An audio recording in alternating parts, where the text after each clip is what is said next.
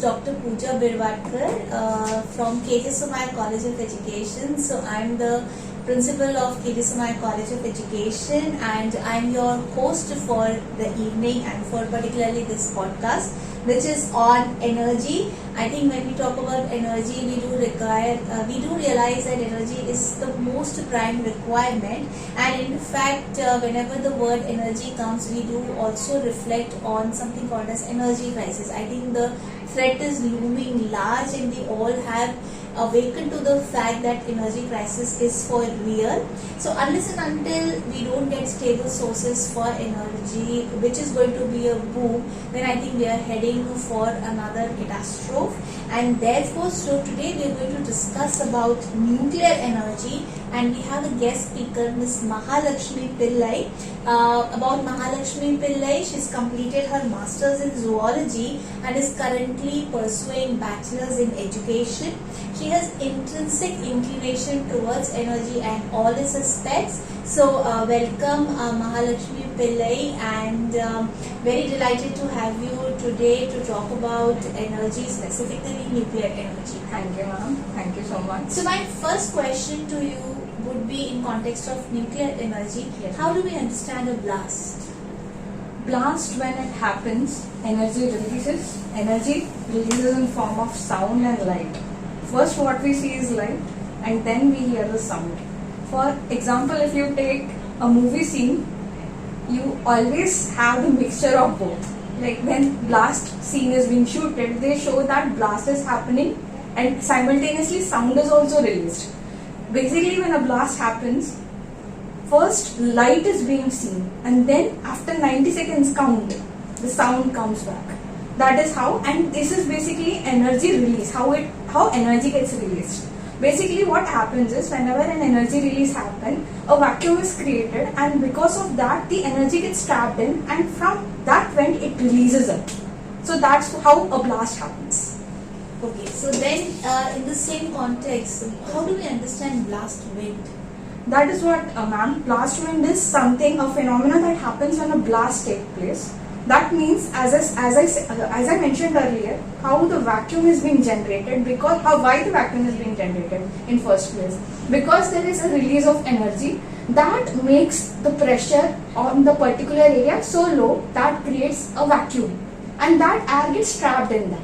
That phenomena looks somewhat like in a circle manner, and the wind is moving in the outward direction. That process we call it as blast wind.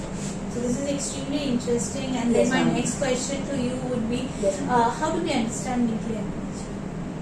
As you mentioned earlier, the energy crisis, it's a real thing which is happening currently, and we should also have the alternative resources for that. Nuclear energy is one of the mode which makes atom, which is an indivisible part, to divide it and make energy out of it. It is something which is envisioned in a very earlier stages around 1939, I guess, by Schindler.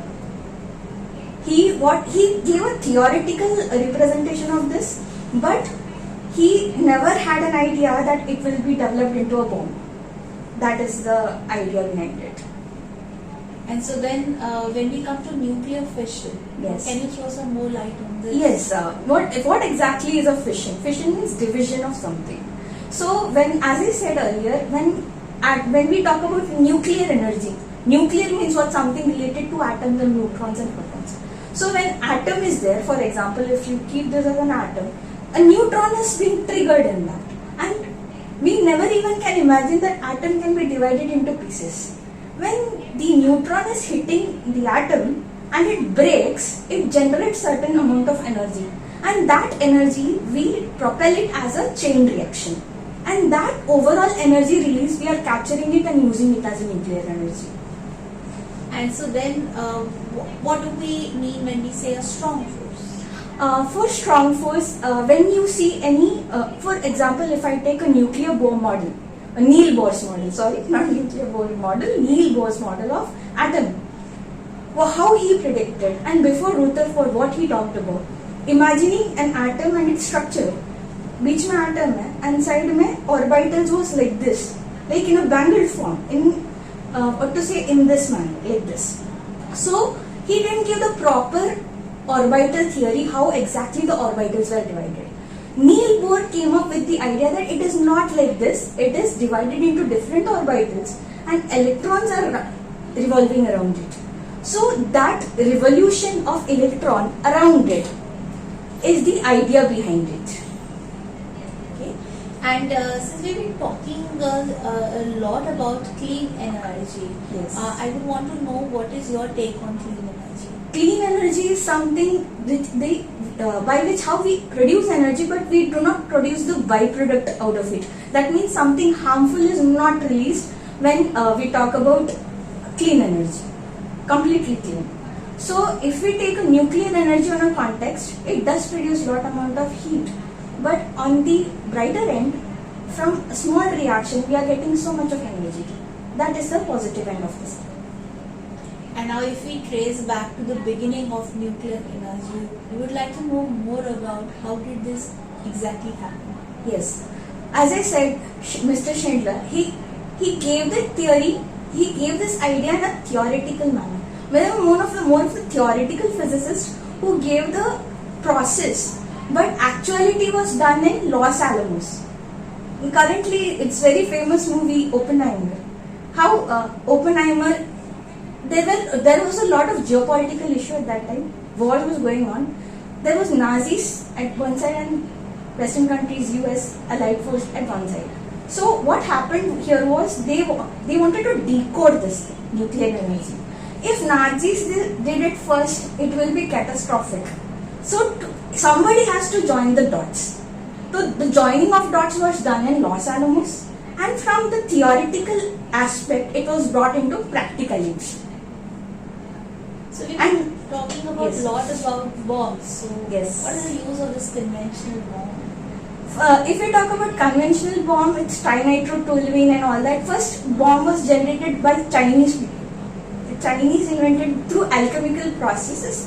It was very interesting how they came up with it. And by using this TNTs, bombs and all that, they used to invade the territories basically to hold power in their hands. And then when we talk about energy in terms of the nuclear power, how much energy can be generated by the nuclear power? If you see in context of TNTs, 126 million times more we can produce energy if you see in context of TNTs. TNTs is not much capable, but if you see 126 million times more, we can generate energy. So if we are able to generate this much of energy with a small reaction, then we don't need to put much more energy from our side for initial reaction. That is the key. So then what percentage of energy is released when we have a nuclear blast? See, when a nuclear blast happens, you can see the example of Hiroshima, Nagasaki, the bombing happened. So when the nuclear bomb was dropped, people just imagine when a blast is happening, it means only blast is happening. No, there are always nuclear radiation, radioactive decay that is happening along with it, and how the alpha and gamma rays are being released after the nuclear fallout. Once the nuclear bomb is diffused, just diffusion causes lot amount of heat generation that could, if you're sitting like this and if a nuclear bomb drops in, for example, your shadow also will be within a milliseconds, you will be turned into ashes. So that is the power, that is the ideology. Okay, and how did the idea of nuclear energy initiate? Idea of nuclear energy, as we think about nuclear energy, there was a time when energy was we need much more energy. Energy crisis is still prevalent in current times, even after having nuclear energy. But can I get the question one more time? So I asked what is the idea behind this nuclear energy initiation? Yeah, the idea was how much more energy we can generate and how efficiently we can generate. That is the idea behind it. And to be very honest, the fuels which were there, it was not renewable resources, first thing. And as I mentioned, clean energy, you can go for wind energy, tidal energy. But these are renewable, clean energies. But if we get energy through fusion and fission, that will be wonderful. Much more energy we can able to harvest out from it. So, Ms. Mahalakshmi, we've been talking about the crisis at the global level also, and I wanted to know what geopolitical approach have different countries adopted when we talk about nuclear power? Yes, ma'am. During when we go back in time, when we trace back our history, World Wars was our history. World War II. During the World War II, there were two parties, Allied parties, and one more. Three: Japan, Russia, and Soviet Union was one side, and one was US. So, what happened at that time was the Japan, especially Japan, we call it as they call themselves as Nippon. We call them Japan. So they wanted the idea of Greater Asia. That means they wanted to add the China, whatever countries they are in Asia side. They wanted a Greater Asia together. So they were invading the territories, and when they were invading these territories, they thought of attacking the Pearl. They got a Pearl Harbor attack happened. They attacked first, and almost 120 soldiers died in US. This, and because US retaliated, US again they gave the warning. They stopped oil supply. To recure the oil supply, they attacked. They wanted this Malaysia side, so they went there and they wanted to encroach their land. But again, Malaysia was in the French country, and French was in side of US. So if you join these dots now, so US first stopped the oil supply. They didn't want the war, but Japans were not going to subdue. So the Okinawa battle started. When Okinawa battle started, they started suicide bombing in the submarines of US.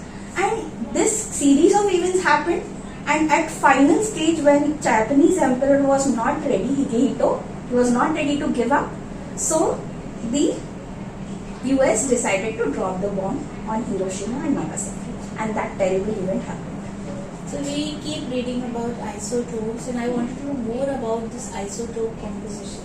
Yes, ma'am. As we talk about nuclear power is generated with the help of uranium-235 and uranium-238.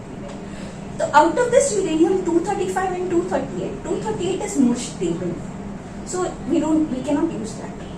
We need unstable thing to generate fission. When there is a fusion happening, stability is required. When there is a fission happening, instability is more required, more favorable. So when you use uranium-235, you need to break it. And when the breaking happens, when the fission happens, that releases the energy. That breaks the other atoms in a shell. And that energy which is released, that we use it. And then again, when we talk about the Manhattan Project, what is the crux of that? As I said, Manhattan Project, this was happening before war. Around 1942, the project started.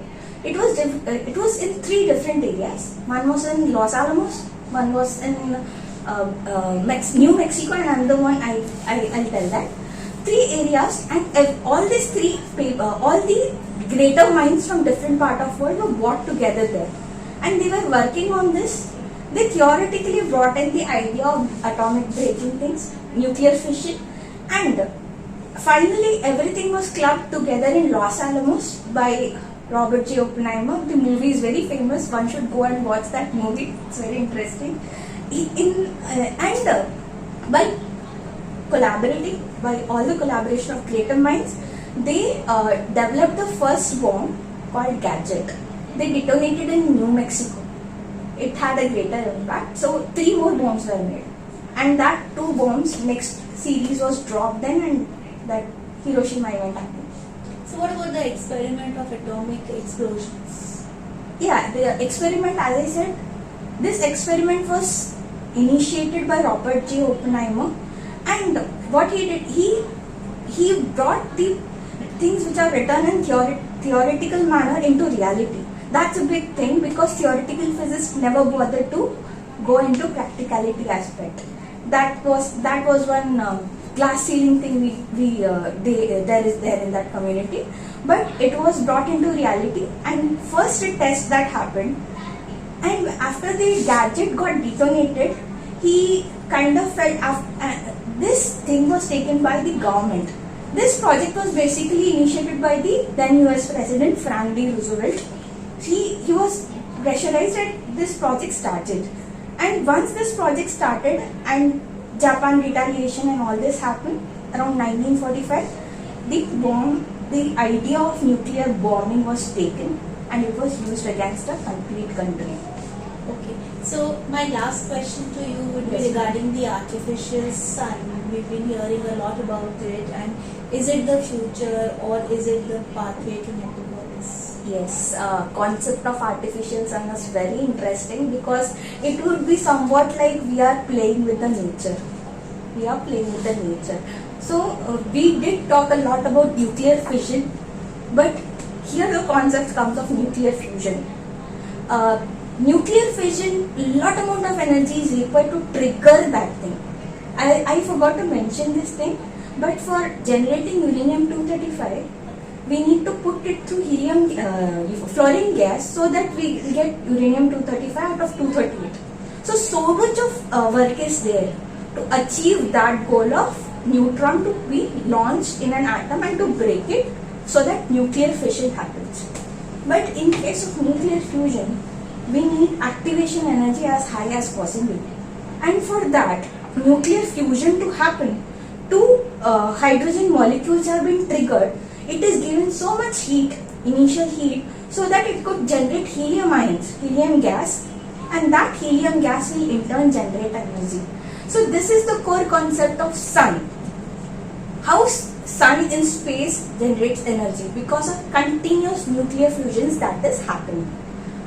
They tried to replicate it in Earth, and it generated around 120 million times more heat. That means like 7 times more than an original sun. So if something like this is generated, so we can have a harvest of renewable energy in our Earth itself. That is somewhat a futuristic step, but one mistake, everything is gone. Okay, so it was very delightful talking to you, Ms. Mahalakshmi, regarding nuclear energy, and I think the questions and the responses have brought in a lot of clarity regarding the issue. So again, a heartiest thanks to you for delivering a very simplistic understanding of nuclear energy, and I'm sure that we would take adequate steps to see that the energy crisis doesn't become a very gruesome reality for the future generations. Thank you so much, ma'am, for giving me this opportunity. Save energy, everyone. Thank you.